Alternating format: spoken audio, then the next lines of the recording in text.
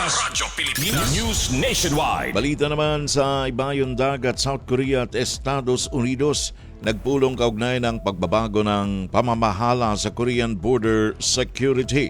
Mula sa Radyo Pilipinas World Service, naritong report ni Jay Arevalo.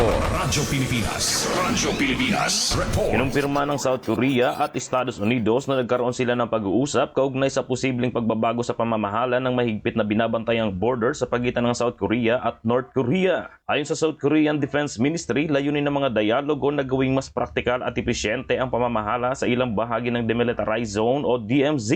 Isinagawa ang usapan sa Washington bilang bahagi ng defense consultations ng dalawang magkaalyadong bansa. Nailinaw naman ng Seoul na hindi ito nangangahulugan ng pagbabahagi ng kontrol sa border kasama ang Estados Unidos. Ang DMZ ay tinatag matapos ang Korean War noong 1953 at nananatiling isa sa pinakaarmadong hangganan sa buong mundo. Kasalukuyang pinangangasiwaan ng United Nations Command ang DMZ sa ilalim ng Armistice Agreement. Sinabi rin ng Defense Ministry spokesperson ng Seoul na iginagalang ng kanilang bansa ang otoridad ng UN sa nasabing lugar. Aniya, hangad pa rin ng kanilang bansa ang tuluyang pagkakaisa. Mula sa RP World Service para sa Bagong Pilipinas, ito si Jay Arevalo, Radyo Pilipinas, Radyo Publiko.